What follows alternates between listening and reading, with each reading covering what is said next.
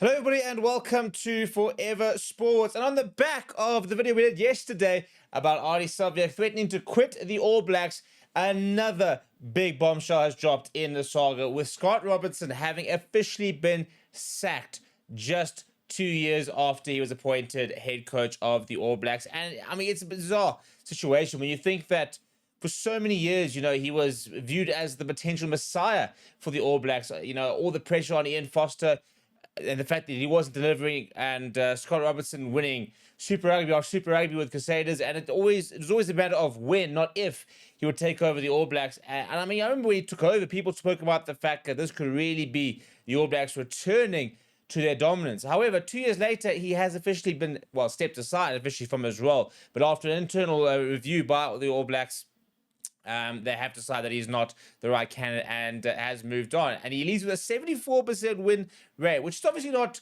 dreadful, but from an All Blacks perspective, not good enough. And I think the main thing at the end of the day is that looking at the All Blacks, they were far too beatable. And I think that the big problem is, you look at the record defeats against the likes of a Springboks, for example, first ever defeat in Argentina. There were just a lot of firsts, unfortunately, under Scott Robertson, and none of them particularly good. And they lost kind of the aura that the All Blacks had, where they could basically beat any team in the world.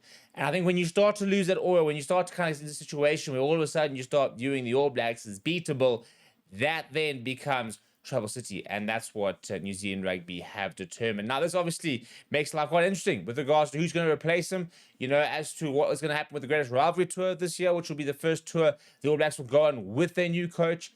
Obviously, the Nations League as well. We've got the World Cup, which is basically, less than 2 years away.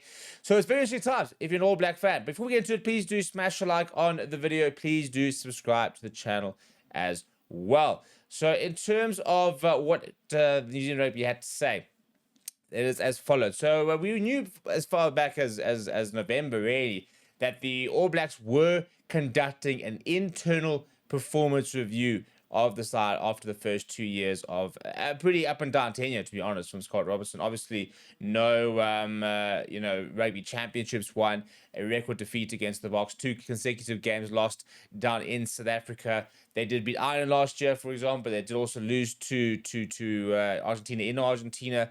And I think the main thing is that it's just an All Black side that, as mentioned, kind of looks beatable. And the main thing is they said as follows. He said, the midpoint in the Rugby World Cup cycle is the right time to look at the All Blacks' progress over the first 2 seasons. The team are set to play a significant 2026 schedule, and the tournament in 2027 remains the key goal. We have taken an extensive look at the team's progress on and off the field. Interesting that they mentioned the fact that it is off the field stuff as well, considering, yesterday we were speaking about the fact that there was a bit of a player revolt within the change room.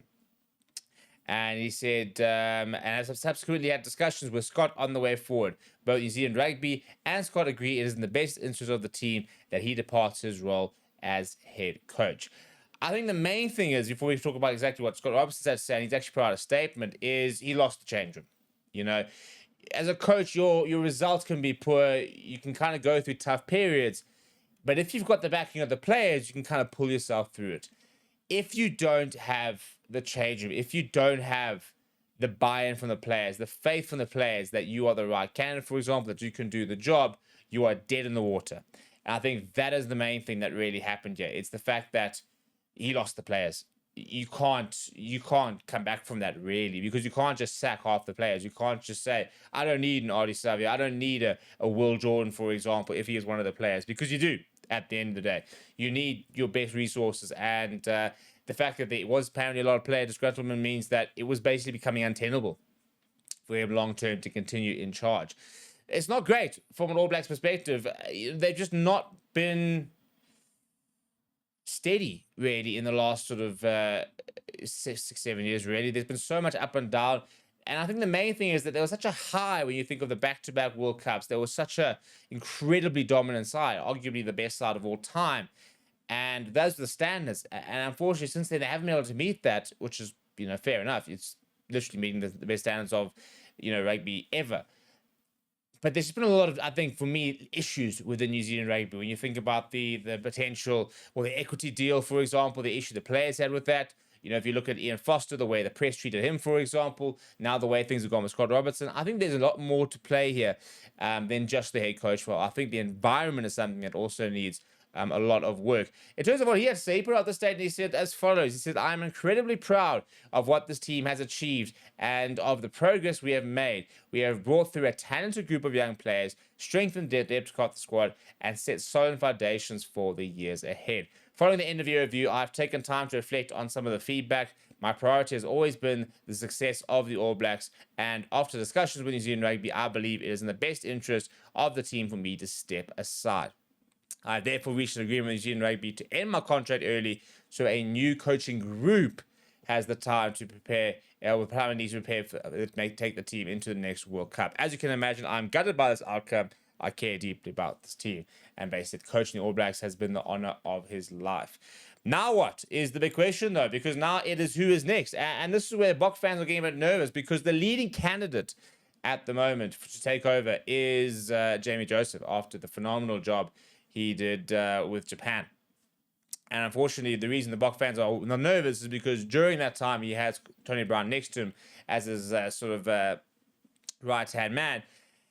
And obviously, if he comes in, he'll probably want to bring Tony Brown back, especially after the success the Springboks have. Now, what we know, for example, is that Tony Brown is contracted till 2027. So he is contracted till the end of the World Cup.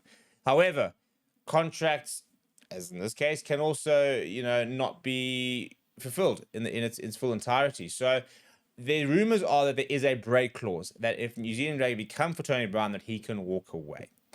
Now, we don't know if that is factual or not. However, the reality is, if Tony Brown decides and approaches SA Rugby, says, "Listen, I need to go back," I think he will. I don't think SA Rugby will stand in the way. At the same time, if you look at, for example, Rusty Rasmus, when he was at Munster, he was under contract, left that early as well to come back. Similar situation with Tony Brown. Now, the question is, would he go? Now, obviously, I think, coaching the All Blacks is, for a former All Black, probably the greatest honor ever. I think that right now, it's a bit of a poison chalice to go right now.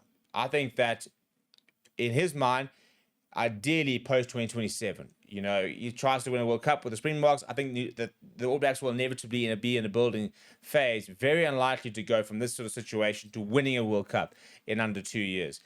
And if they have a bad World Cup, for example, then chances are you could even get the sack there. So they could go Jamie Joseph and bring in Tony Brown. I personally think Tony Brown would be keen on seeing out his contract and then potentially making the move. Other options that have been spoken about are the likes of Pat Lam, Vern Cotter as well, being afloat as a potential option. Lots of people speaking about Joe Schmidt, for example. Does he go back and try and do with the All Blacks what he was doing with Australia? I'm not entirely sure he would take the job, to be perfectly honest.